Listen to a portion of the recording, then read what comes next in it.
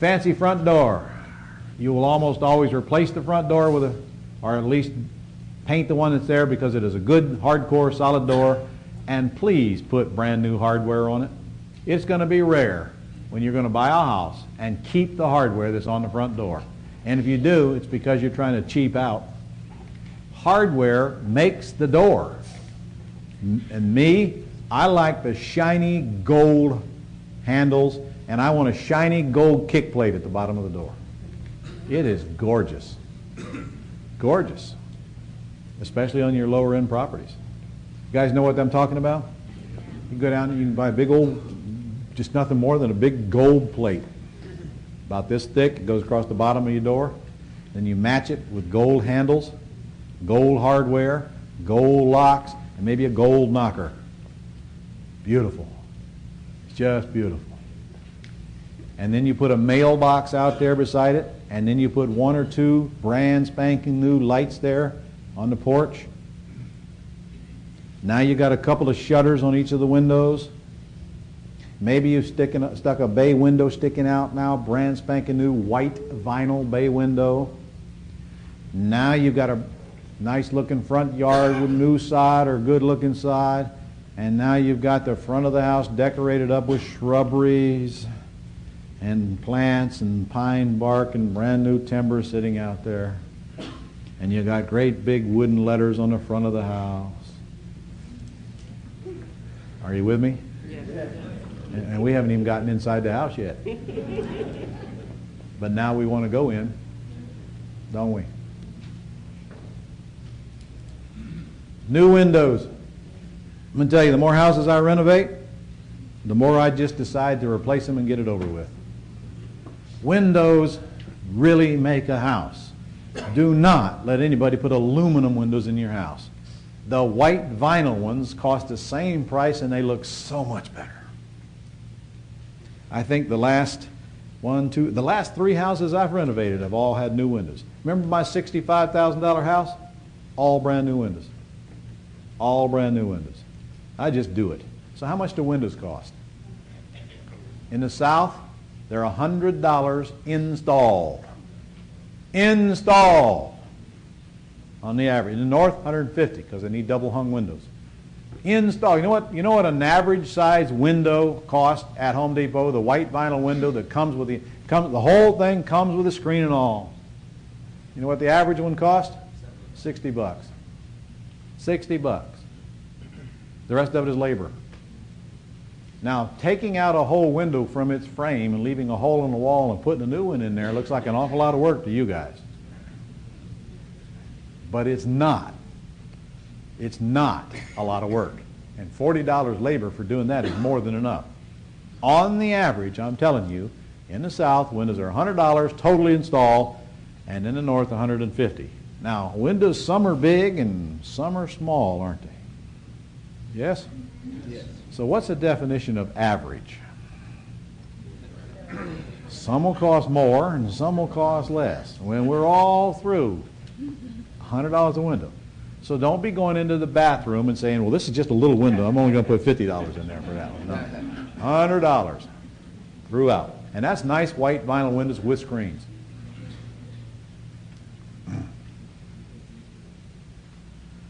Mailbox, brass porch lights, driveway in good condition.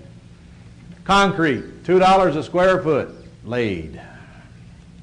$2 a square foot, laid. If you have to replace a driveway. I can't remember last time I've replaced a driveway. Because usually you can get away with driveways, even cracked and beat up without having to replace them. Now, if they're all humped up and a mess, you may very well have to tear it out and start over. But don't worry about it. It's cost of doing business. $2 a square foot. Keep in mind that most of the time you'll have to buy about 4 yards of concrete for them to even come to your house. So, if you only need a little concrete, you better find places to pour more concrete. Because it's coming. Whether you'll pay for it whether you use it or not. Now, they won't dump it in your backyard, but you're going to pay for it 4 yards. And I don't know, 4 yards, you won't do a driveway with 4 yards. Well, you would maybe a small one. Where did I leave off here? Driveway. Clean windows. Clean windows. Jeez, I can't tell you the number of houses that I went into that are supposed to be renovated and the windows are nasty. They don't even bother cleaning them. They're going to get dirty even if they're brand new by the time they get out of the house. When you get through renovating a house, send a cleanup crew in there to clean it up, and it's not going to be the contractor. A contractor would know how to clean a house if you gave him the instruction manual. And there is no such thing as a contractor that's going to leave the house clean. There just isn't. They don't exist. So you've got to send a cleanup crew in after the contractor is 100% done, and that includes after the carpet is laid. Because most carpet installers won't even clean up their own mess. They do when I pay them. I point blank tell them, you leave a mess in this house, you ain't getting paid. He said, well, we don't usually do that. Well, I don't usually pay for it when it's not done either. Well, I don't have a vacuum cleaner. Walmart's open. I want to hear it. Go clean up your own mess. As far as I'm concerned, if a contractor can't clean up their own mess, they're not ready to get paid. I've never seen a neat contractor.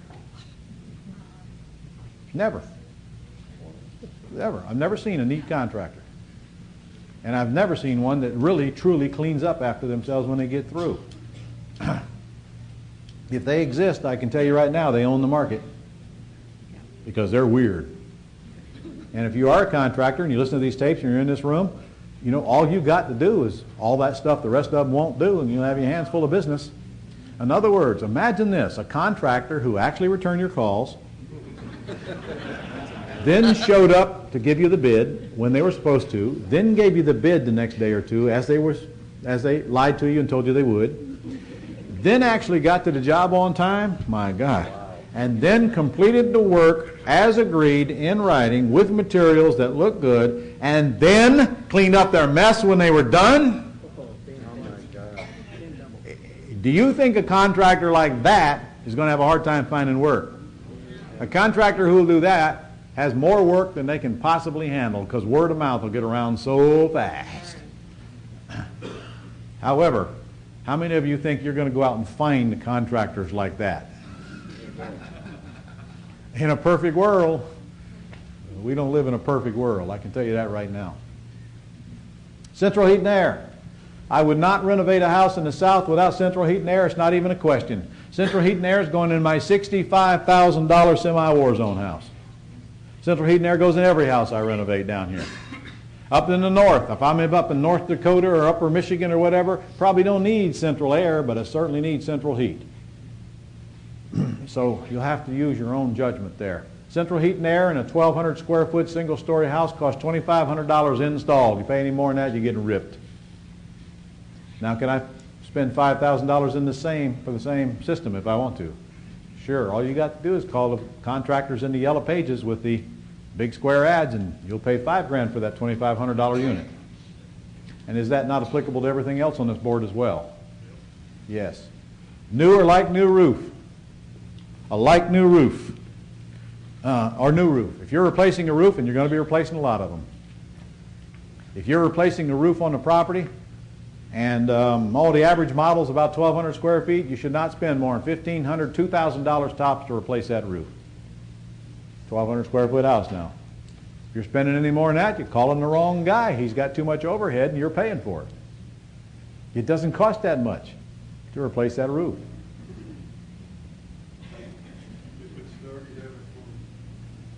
If it's dirty, there are companies around that will have a chemical to go up there. Do not let anybody get up there with a pressure washer, because you ruin the shingles.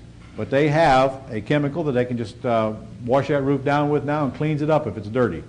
But if that roof has shingles that is curling up, and if it needs replaced, and it's obvious to you that it needs replaced, just factor it in because you will be replacing the roof. Better you do it on the front end, while it also makes it easier to sell the house because of the brand new roof, than do it on the back end and suck up holding costs because you're trying to squeeze by and not spend that $2,000 on that roof. Because you're going to pay for that roof one way or another. You're going to pay it in payments and holding costs, or you're going to pay it to the contractor to get it done, especially when you know you should have been doing it in the first place. Lenders will not approve a loan on a roof that has less than 3 to 5 years useful life left. Laundry room. Got to have a washer and dryer hookup. Gosh, even in the cheapies they want that. And sometimes you'll have to add them. Sometimes you literally have to run the electricity and run the water pipe for the water to drain out of the washing machine. It's no big deal. It's pipes and labor. It's cheap. I always try to put shelves and cabinets in there, preferably cabinets. And sometimes you can take the old cabinets out of the kitchen and paint them and put them in the laundry room. I mean, they're okay for the laundry room. Linoleum or outdoor carpet, I always put something on the floor in the laundry room. All right, and here's some extras. These are just thoughts now. How many of you ever renovated a house and put a hot tub in it? Nobody. You know, you can get hot tubs for a song. Just pick up the paper and there's a ton of them in there for sale all the time. Now, your small houses, you don't want to do that. But if you got a house and it's got a space, hey, you know, I'm telling you, if a house has got a hot tub in it, the hot tub becomes the focal point. They're buying the house to get the hot tub. A bidet. Most of you don't even know what a bidet is. Never mind. Forget that. If you don't know what a bidet is, it's a butt washer. Personally, I'd never own a house without a bidet. I have a bidet in my office. I couldn't live without a bidet.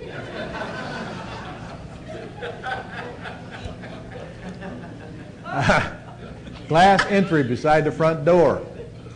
You know, it doesn't really cost a whole lot of money to cut holes in the side of your front door and put glass in there, but you talk about something that dresses up the front of that property. There are companies that come out and do that for you for a song, cheaper than you think. You know what I mean? You got a front door here, and you got room on both sides. They just cut a hole through the wall, put a frame in there, and put glass in there. Usually decorated glass. Golly, what a difference it makes on the front of that house. In fact, your average price is going to be about $600 to do that. You have totally changed the frontal appearance for your house to do that. Skylights. I have put skylights in many houses that I've lived in, and only a couple that I have rehabbed because they're so dark. And sometimes, especially when your kitchen is in the middle of the house, think skylight. Skylights cost about, depending on the roof design, of course, about $400 last time I had them installed, each. And think about it. I got this great big 2x4 hole in my ceiling with now the light's coming in and just brights up the whole area.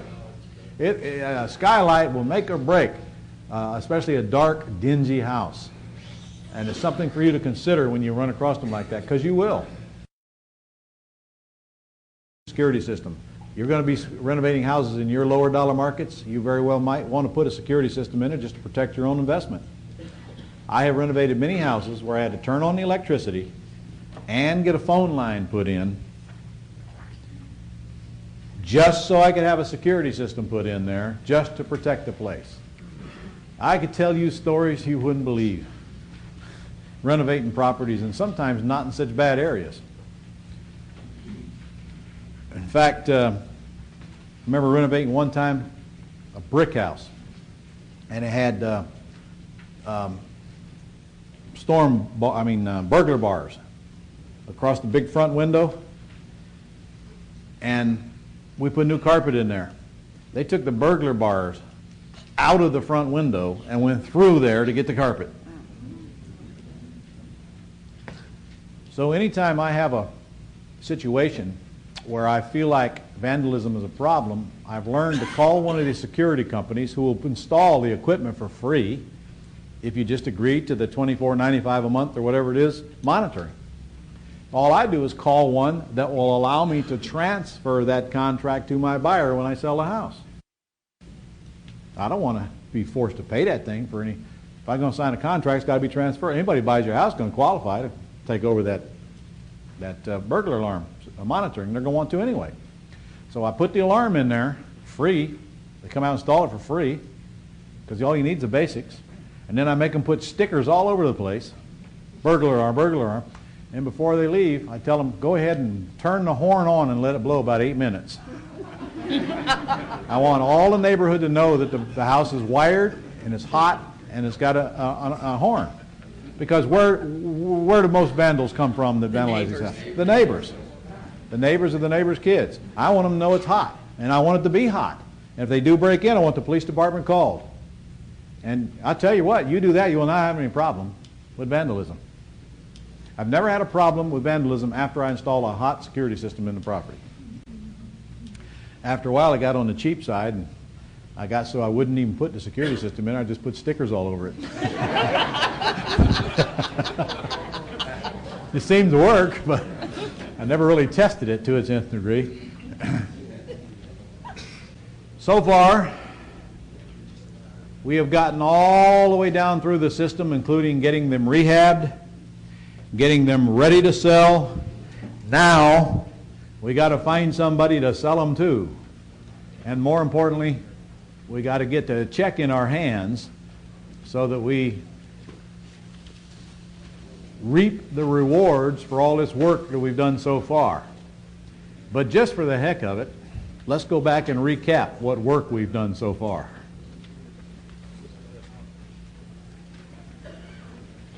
What have we done so far?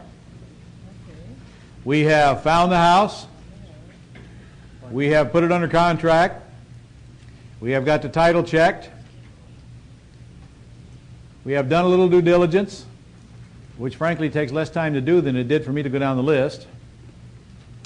We have found the money to buy the property, either by getting on our credit cards or getting a private loan, which is a phone call, incidentally, to a mortgage broker or to your lender. If this is your first one, of course, you've got to do a little bit more work. Go out and ask a few people. And we have hired a contractor. So far, how much time would all that take, do you think? 3 days? Maybe 3 days went by, but how much time did it take to do all that? A few hours, okay? Now, of course, most of the time in that entire process we'll be doing what? Yeah, pre-screening out the properties and doing business with those who want to do business with us and shucking the rest. Most of your time should be spent sifting and sorting through the suspects to get to the prospects and making offers on the property. The rest of this stuff that I just described is a handful of phone calls, even to the contractor, meeting the contractor house, getting the list down of what you want to do. So your time involvement in everything we've done so far is minimal. Minimal. A few hours, maybe even a couple, 3, 4 days in your beginning, because you're doing a lot of stuff you shouldn't be doing, like driving around town looking at worthless prospects because you haven't learned to pre-screen them yet, which is taught in the earlier part of your course, I might remind you, and of course in the wholesale retail boot camp for the ugly houses and in the pretty house boot camp for the pretty houses. So we're not even close to being full-time right now at this point. We're still part-time trying to achieve full-time income. But now we're going to get into the weakest link of the business. Everything that we just discovered so far is really not hard to learn. In fact, to be honest with you, you can go buy junkers in a semi-comatose state. It isn't hard at all.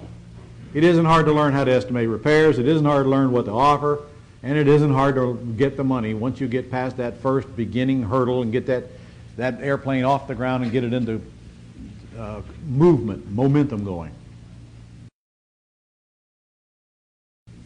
But now, selling the house. That is where a lot of people fail. And in fact, I can make you a list 10 pages long of people who are out of this business today because they just wouldn't take the time to learn how to sell the properties. They wouldn't fix that weak link. Because you see, if you do everything right up to now, and you don't get that buyer in that property and get them a loan and get them cashed out, you don't get paid, do you? In fact, Ray Rock, would you come up here just a second and get on the microphone? Because I have a great example of a property that a student did all this right, did all the work, and then caved out because he couldn't get the house sold because he just wouldn't listen to us. Okay. Point is, instead of figuring out how to sell the house, he gave the house back to Ray. He's got some of his own money in the house, and he just walked off rather than figuring out how to sell the house. In other words, he not only walked off from the money he's got in the house, but he walked off from also the big profit margin that he could have had if he had just took a little bit of time to learn his craft a little bit. Is there a lesson here for you guys? Yes. If you don't learn how to sell the properties, all the rest of this stuff is not going to get you where you want to go. And you're going to wind up doing something else next year. But I got news for you. And this is ugly. If you can't do real estate business, you can't do any business. Because you got the exact same hurdles to climb no matter what you do worth doing.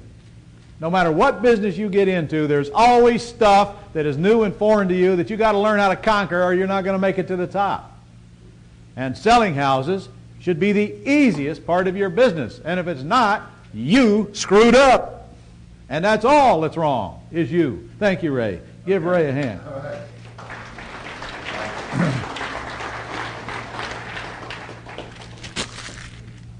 Everywhere I go, people are always asking me, well, if the realtor couldn't sell a house, how come I can sell it? And the answer is simple, ladies and gentlemen. Every time you got a house that's in great condition, sitting in a nice neighborhood that is not overpriced, and it's not moving, almost all the time, it's the person in charge of making the sale. The person in charge of making the sale is doing the wrong things, or the house would have been gone. I'm going to give you a system right now for selling this house. If you would just follow my system, dot to dot, and not get off track, and not do it your way, and do it my way instead, incidentally, if you do it your way, I'll see you next year, when you decide that my way might work better. See, I didn't make this up. I learned this system over 20 years of trying and thousands of students perfecting it, and me doing it myself. I didn't used to sell houses like this either. And I'm going to tell you some things right now that's going to be a little bit foreign to you and maybe get you out of comfort zone a little bit. Just do what I ask you to do and save yourself a lot of grief. First thing we got to do is we have to attract prospects to this property, don't we? What was step one? Locate prospects. I have never seen a business that sells a product or a service, and I've never seen one that doesn't sell one of them. At first, doesn't have to locate people who want that product or service to stay in existence. Locating prospects is the first step of running any business successfully. Because if you don't do that, you won't have any revenue. If you don't have any revenue, you won't be around long. Unless you're like one of them .coms, even they get revenue. Where do they get it from? Investors, who soon have less money and worthless stock. So, I'm going to tell you how to locate prospects for your buyers. Remember now, we're selling houses now. The number one chosen method of attracting prospects by far is putting out signs that say, for sale by owner, in front of the property. And here's how you need to sign them. You can get these signs over at Home Depot. They don't have to be fancy, or you can order them from several different suppliers, about $3 each. Frankly, as a beginner, your first house, just go to Home Depot and get you some of them signs and get one of them magic markers and put your phone number on there in great big black letters. Everybody do that? You stick, I want at least 3 different signs in front of this house. I want one between the window and the screen so that when the kids steal the ones out front, that one's still there all the time. I want at least 2 more sticking in the yard. Preferably, one of them would say, for sale by owner. The other one might say, no bank qualifying or lease purchase or something of that nature that has words in it that would attract attention to the house. If you don't do any worse than for sale by owner, if you've got a nice, attractive, well-done house like we just described, and you put a sign out there, you're going to get traffic if the house looks good. Recently, I did a test. I ran an ad, and we put up signs, and we measured calls. For every call I got in my ad in the newspaper, I got 2.8 calls from the signs. There's nothing that'll sell houses better than signs. Now, here's the real key. You want the real trick? Putting the signs in front of the house is not what gets the action. Putting the pointer signs to the house is what gets the action. All around that property, you must have pointer signs guiding people to the property. You can make your own pointer signs.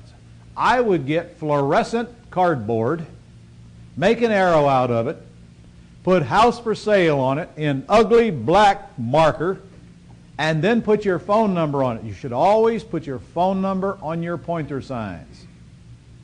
Many people will see your pointer sign and not take the time to go to the house right then. You should always put your web address on your pointer signs if your web address has this houses for sale on it. Don't put your web address on your pointer signs if there's anything but real estate on your website. You should all have a website with your houses on it. Very simple to set up, pathetically simple, cost almost nothing to maintain, because I'll tell you right now, the buyers in today's world, if you give them a chance to go to your website, get this, 3 out of 4 of them will go to your website before they call you. Your website address should be on your sign. And on your website, it's a simple website, ladies and gentlemen, not the one you currently have. You should have another website.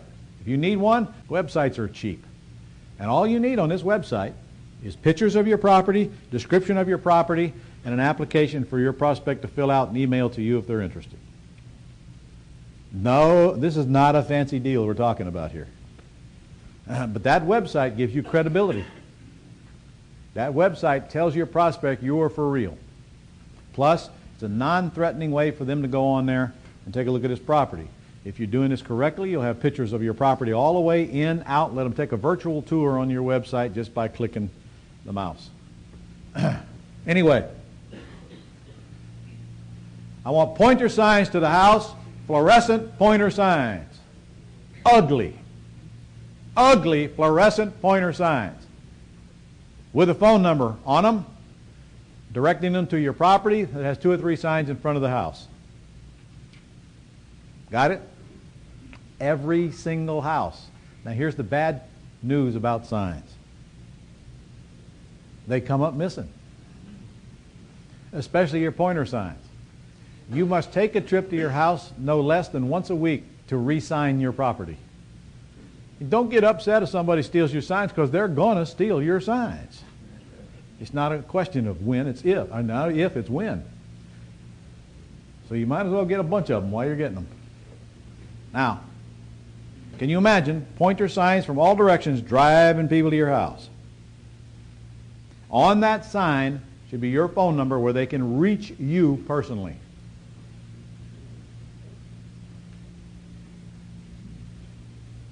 This is where they can reach you or somebody who's taking the calls for you. Ads. You have, well, let me finish with signs. When to display signs. Let's go to there for a moment. Next page, page 62. When to display signs. I would strongly suggest you put the signs out way before the work is done on the property. Do not wait till the house is finished. Put the signs up in front of the property so you can attract potential buyers while a rehab is being done. Do not worry about it being done. It does not turn people off to go into a house that's under construction. They kind of like it. Do not put the signs up until the house doesn't stink anymore. Get all the cat urine out of it. Do not put the sign up until the house is ready for people to walk into and there's nothing extremely atrocious in there you don't want them to see. If there's a lot of rotten wood in the flooring, fix it before you put the sign up. If there's a lot of rotten wood on the outside, fix it before you put the sign up. If the house stinks, fix it first. If the house is full of junk, clean it out before you put the sign up. But as soon as it gets presentable, go ahead and stick the sign. I mean, it don't even have to have a kitchen in there, but just get the atrociousness out of it. Stick the sign up. Tell your contractor to take name and phone number of everybody comes in and tell them you'll pay them a $250 fee if one of those folks buys the house. All the contractor needs to know is the price you're selling it for. After it's fixed, he can then tell them what he's going to do to the property. That's all he needs to know, nothing else, except that he should be programmed to take down their name and phone number as they come through and see the house. All right. Next is ads. Ads.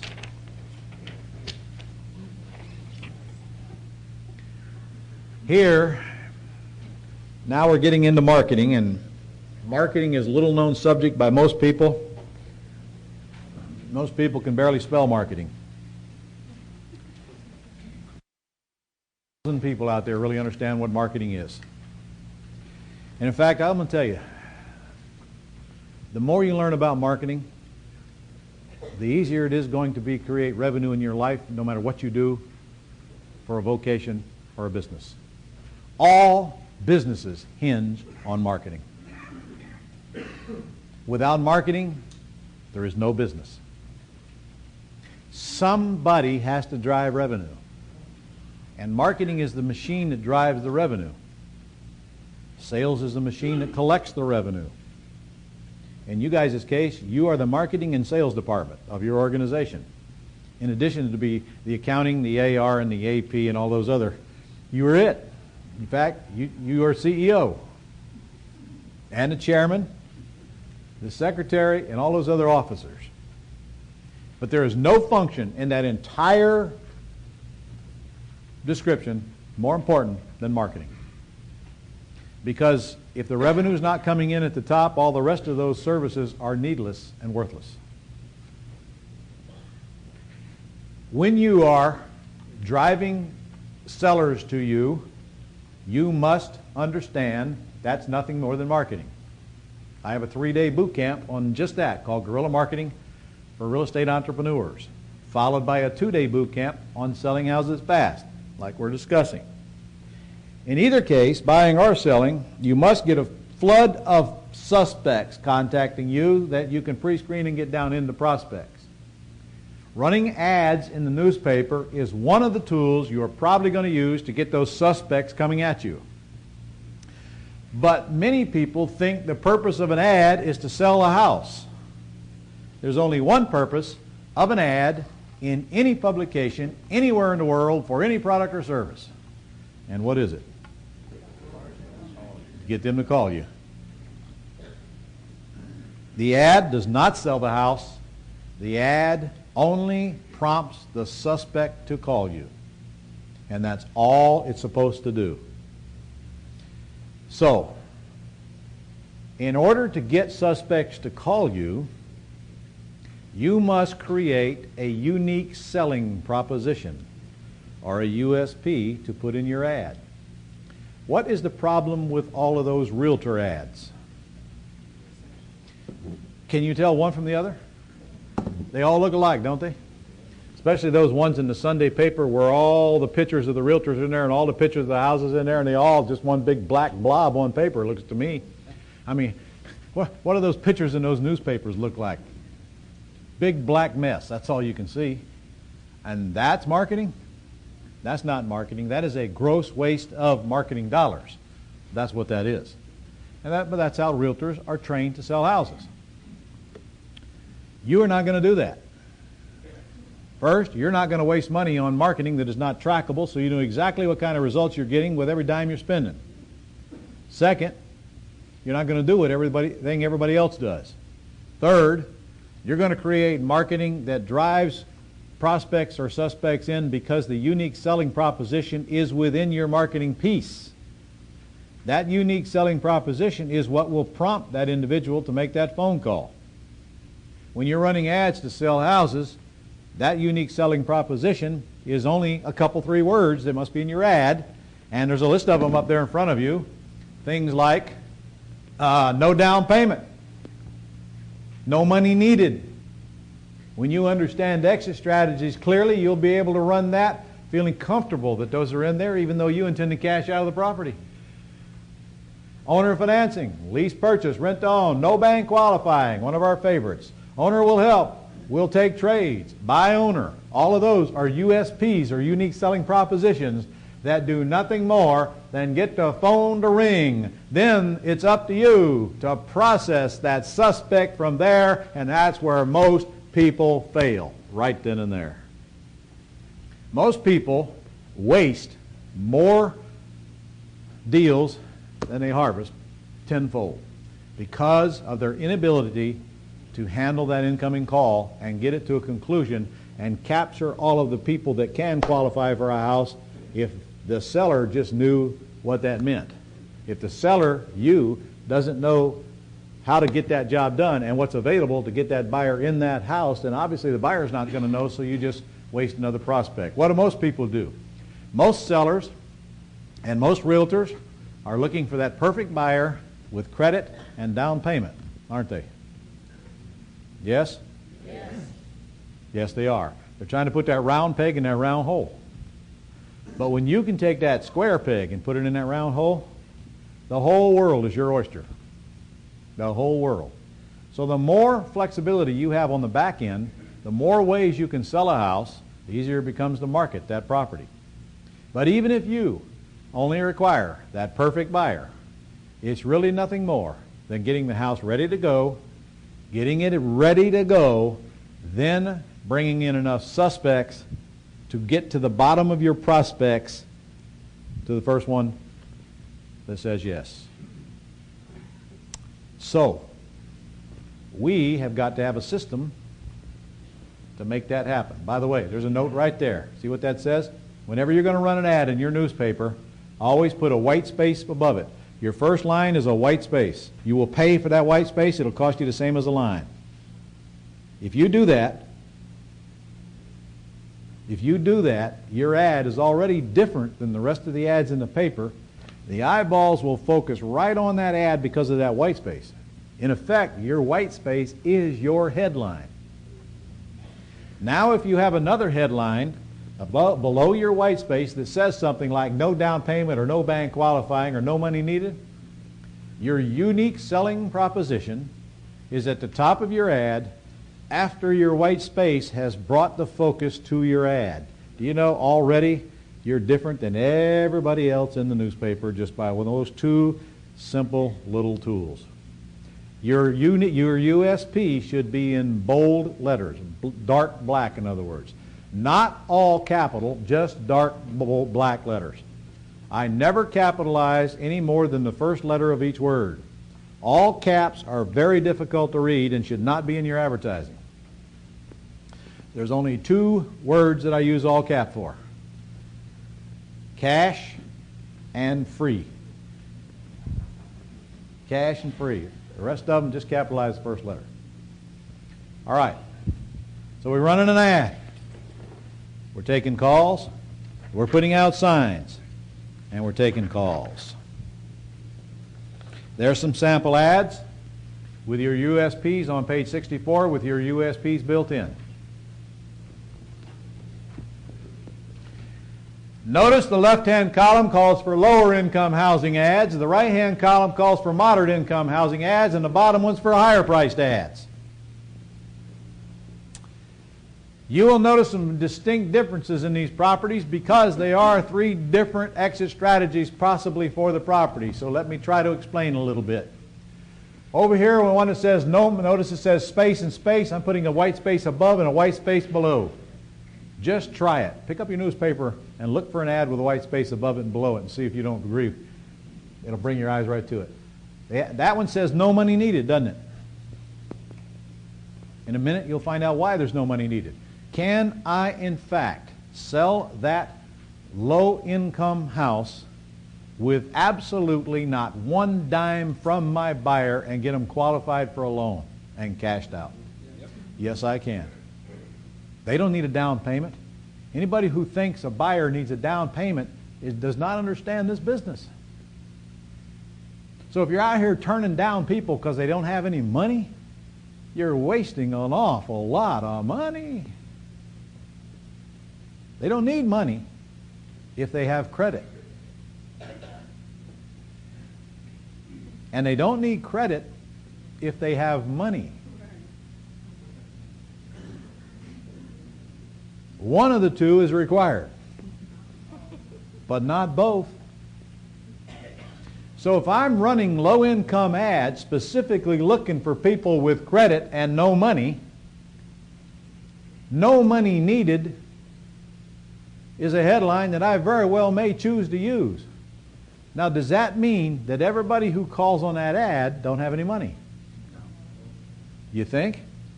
The last time I ran a no money needed ad, I sold a $79,000 house to a guy, and his down payment was $28,000.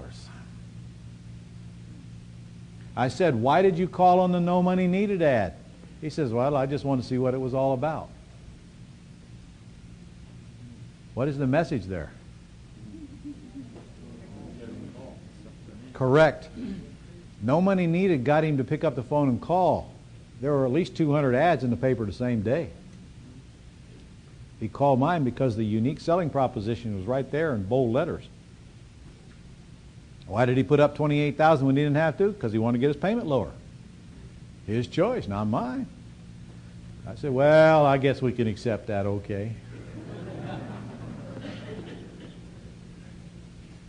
All I've got in this ad is my USP, white space, and a short description of the property. And in the case of this low-income property, I will in fact put the monthly payment in the ad because I want it to be low and I want it to be a selling tool. How do I put it in there? I just pick up a phone and call a lender. I say, if I'm selling this house for $80,000 and I get somebody in here with minimal down payment or no down payment, what would their payment be approximately? And he comes back and he says it'd be blank. That's what I'm going to put in there. The lowest possible payment that I can justify, I'm going to put in the paper. Now, does that mean that I'm required by law to get that buyer in that house at $650 or else? No, it doesn't. What it does mean is if you meet the criteria that that lender used to create that payment, then your payment will be $650. That's what it means. And that's all it means. So, folks, get this and get it good. It doesn't matter what your ad says. It doesn't matter what your ad says. It matters that it gets the phone to ring. The rest is handled by you when they call. It could say, free sex.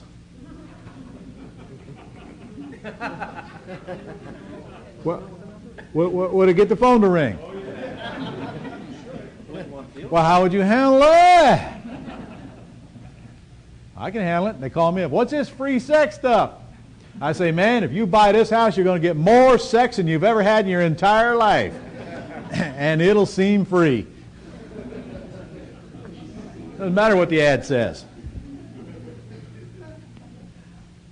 In fact, could the ad says, free Mercedes? Huh? Could it? Well, what's this free Mercedes stuff? Well, you buy my house, I'm going to let you drive a Mercedes a whole year while I pay the lease on it for you. I mean, whatever you want it to mean.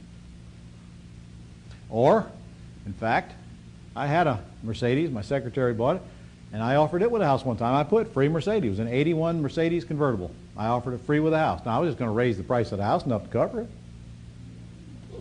My ad said, free Mercedes with house. Got the phone to ring, but the house was so ugly, even the Mercedes didn't get them over the hurdle. Owner financing. Oh my goodness, Ron, I don't want to put owner financing in my ad because I intend to sell it for cash. Class, just because it says owner financing, does that mean you have to owner finance 100% of the purchase price? Does that mean you even have to take a down payment, owner finance the rest? No. In fact, if I'm selling a house for $80,000 and I have to take back a $5,000 second mortgage, is that not owner financing? Mm-hmm. Hello? Yep. And that's only if my buyer doesn't qualify for full financing, right? Right. So can everybody in the room owner finance? Yep. Sure can. So why would I want owner financing in my ad? Because it gets the phone to ring. Why is lease purchase in the ad? Get the phone. Or does that mean I got to lease purchase the property to everybody who calls? No. That means caller calls, I simply say, well, listen, sometimes I lease purchase the property while I'm waiting for my buyer to buy. Would you rather buy it today or would you rather buy it later? Well, I'd rather buy it today. Okay, well, lease purchase is not for you. How's your credit? Good, fair, or ugly? How much money do you have to apply towards your next residence? That fast, I have overcome the lease purchase reason for calling and turned it into a pre-screening call and find out quickly what I got to deal with. And you know what? I don't even have to be on the end of the phone to do this. We have a simple little script to do all this for you. All right, look over to your other side. Moderate income houses. Do I really want to put no money down or no money needed when I'm selling a $150,000 house? No, I don't. It's the wrong kind of buyer. I don't want to sell a $150,000 house to people that don't have a dime to their name because you don't have to. People looking for that price house or higher are going to have a down payment. Well, not all of them. Of course not. But I'm not going to have any trouble finding somebody with a down payment. You see, there's a big difference in selling these cheapies. than selling these moderate income houses. There's a whole different, these are two different planets we're dealing on here. It's a whole different exit strategy most of the time for selling these $60,000, $80,000 houses and these $150,000, $200,000 houses. So I don't want to put words in there that'll bring me the wrong kind of buyer, like no money needed. Now, could I put owner financing in those moderate income? Absolutely. Lease purchase or no bank qualifying. What does that mean? No bank qualifying. It means this. Somebody calls me up and say, what's this no bank qualifying stuff? Well, that just means sometimes I'll owner finance it and I'll be the bank. Do you need owner financing? Well, yeah, I think so. Well, why? How's your credit? Good, fair, or ugly? How much money do you have to put toward your down payment? With the answer to those two questions, I immediately know what I'm dealing with. Hello? I wouldn't be surprised if those two questions aren't quickly inserted into the conversation, no matter what kind of a buyer calls me on what price range of a house and no matter what the ad says. I'm going to quickly go for the questions I need the answers to be able to process my buyer and put them in the exit strategy best suited for them, and of course that will work for me. Higher price properties. I don't need this no down payment or this lease option crap. I'm going to tell you something. When you start selling houses, $400,000, $500,000, $600,000, $700,000, $800,000, $900,000, $1 million, none of that stuff matters. People who buy properties in that price range intend to go get a loan and pay cash for the property, put up a down payment, get financing. They're qualified for the most part before they even call you. So all this lease option stuff does not attract these kind of buyers as a whole. But now my ad needs words in there that'll bring them in, like executive home or owner or by owner in itself is quite often attractive. Look what this one says. Executive home, Queens Harbor. Queens Harbor is an exclusive area of Jacksonville. Anybody buying in Queens Harbor is not really interested in lease purchase. Now, there might be a few of them that are. No hurt, no harm in putting it in there, is there? I did.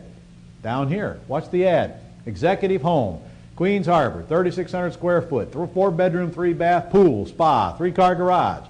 Absolutely gorgeous. $269,000. There's probably not even one in there for that price. By owner. We'll take trades. Ooh, what does that mean? We'll take trades. What does that mean? Buyer calls me up. Says, what is that? We'll take trades. Well, what you got? What you got? I'll take trades. I'll take real estate or personal property in exchange for your equity or down payment. Do you have a car, boat, truck, trailer, mobile home, motor home, diamond, gold, jewelry, stock, bonds, earrings, CDs, or a horse? Any of the above. Can you guys take trades? Huh? Oh, it's a fun part of the business. You guys want a free boat? Just a way to get it. Don't go buy one. Motorhome? Take it on trade. Advertise. Looking for motorhome in trade for real estate. I'm looking for, take motorhome in on trade. And I'll tell you something. You must have a motorhome and a boat before you can go to heaven. One. You one of each. One time in your life. So if you haven't had a boat and you haven't had a motorhome, you might as well get one because you can't retire till it's done. And if you're going to get one, might as well get a free one. But that's an oxymoron. There is no such thing as a free motorhome or a free boat. They're both money pits. I've had them both. And both of them that I got were free. At least that was the front appearance they were. I'm telling you, you guys can get motorhomes and boats all day long as trade-ins on property that you don't have any money invested in. All day long. I can't imagine the amount of crap that I've taken for trade-ins on houses. I've had 4 different motorcycles that I can think of. I've had several vehicles. I got a boat, several. In fact, I've taken 3 boats so that I can remember on trade-ins on properties. I've taken other property. I've taken all kinds of personal properties. In fact, I did, take a diamond ring in on trade one time. I have no idea what it was worth. They told me it was worth $10,000. I didn't even have it checked. I believe they're telling me the truth.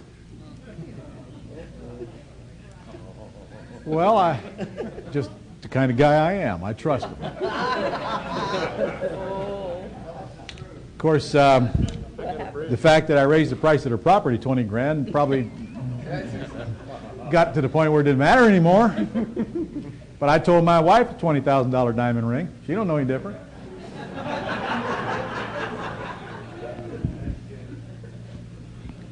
Look at here, all in that one ad. Look at all the USPs. Executive home, absolutely gorgeous. Not just gorgeous, absolutely gorgeous. Buy owner, will take trades, consider lease purchase. All in one ad. Does that look like an ad that a realtor would run? Add the white space to it, call will come, phone will ring. Now you got to figure out what to do with a call when it comes. And you better be building a buyer's list or you're committing a cardinal sin. If you're going to do the advertising, if you're going to put out the signs, and if you're going to run the ads, for crying out loud, take a few minutes. Actually, if you do it my way, which we're about to discuss here, you won't even be taking these calls anyway. Your buyer's list will already be created for you. All you have to do then is put that list, compile it, separate as you see fit. Now, why do we want a buyer's list? Because it's your biggest asset in the business. It is your number one biggest asset in your business. Makes no difference whether you're selling properties wholesale, whether you're retailing them, or you lease option them, owner financing them. You should have a buyer's list for each type of property. Now, think about it.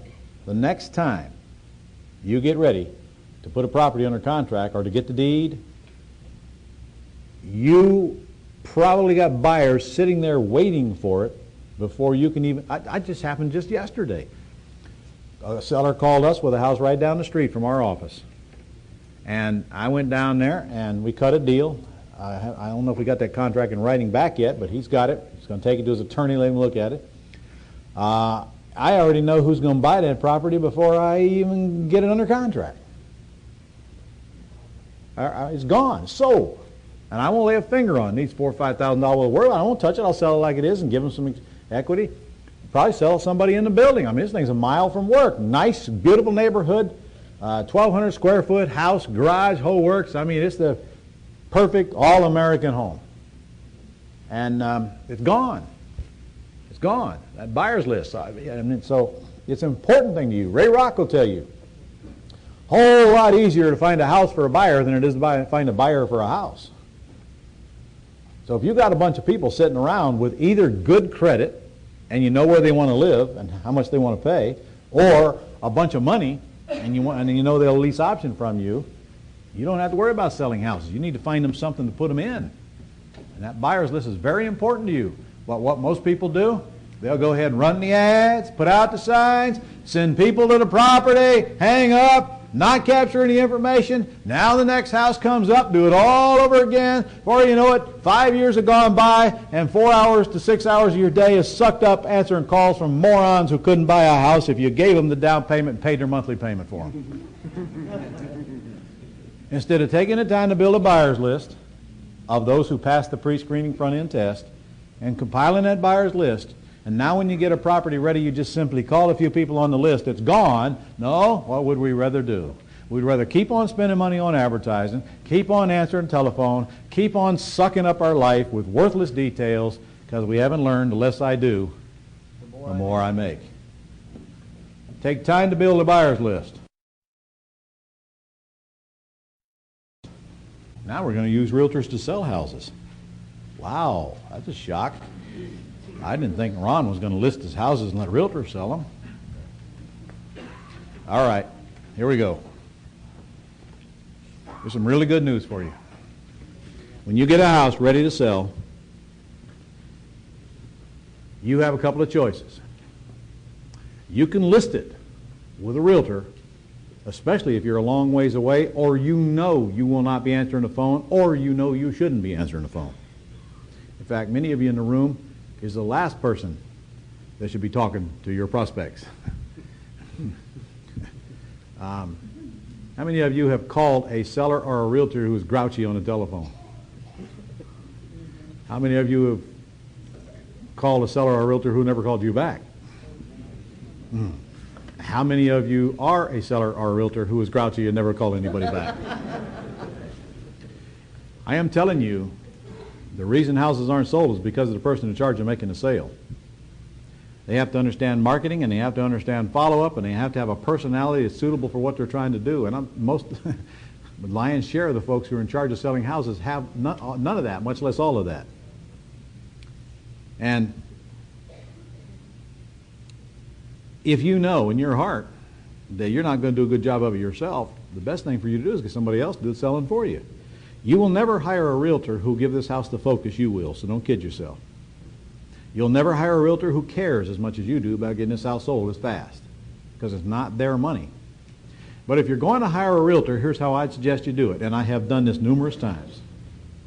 First of all, you can, when you sign a listing agreement, you only sign it for 90 days, and you get a buyout clause in the listing agreement. It's right there in front of you.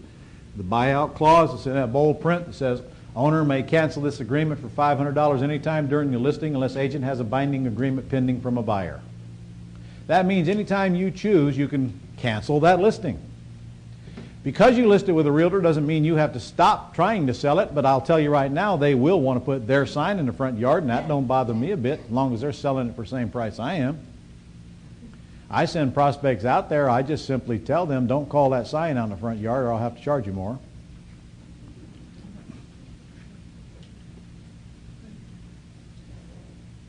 The buyout clause, however, puts you in a position to where the realtor's not taking the house off the market and you're hoping that they're going to sell it. Now, a lot of realtors won't do this. If the realtor does not accept your buyout clause, what do? You get another realtor. You get another realtor. If they do sell it, however, now you're going to have to come up with a commission plan. I have a suggestion up here on the board if you're going to list it.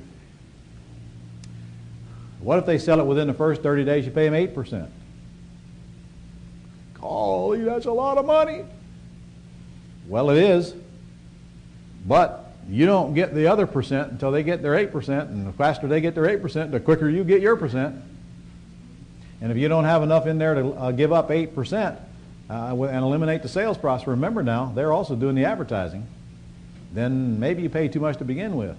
60 days, 7%. 90 days, 6%. After that, it don't matter because you won't be listing it anymore.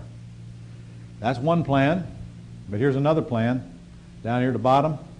This is the plan that most of you can implement. If you know a broker, you can get the broker to put the property in the MLS system for a few dollars, and then only get paid. In other words, put the broker, here, I'll give you $500 if the house sells, period. List the house for me. I'll pay you $500 if the house sells. You don't do anything, just list the house for me. Now, don't forget that the selling agent is entitled to half of that commission. So now you're not paying the 8% or the 7%, you're paying 4% or 3.5%. Does everybody follow me? Plus $500. Now your property gets exposed to the entire MLS system. It's in there. Realtors are going by to look at it. And it costs you nothing unless they sell it, and then half a commission plus $500. Now you want to strengthen that? Have the agent, the broker who listed it for you, do an email blast to all the realtors in the area and tell them you're going to give them a bonus if they get a contract within the next 30 days. Create some heat around the property. Your property will be gone 50% of the time if you just do what I just said. You'll never have to run an ad or put out a sign. The realtors will bring you the deals. What you don't want to do is list your house, agree to pay a 7% commission, sit back for 6 months, and wait for them to produce with no exit strategy. Or simply have your listing broker send out an email to all the other realtors, especially those in the area, that There's a $500 or $1,000 bonus to anybody who brings a contract within the next 30 days. Now, especially if you're willing to lease purchase it or own or finance it.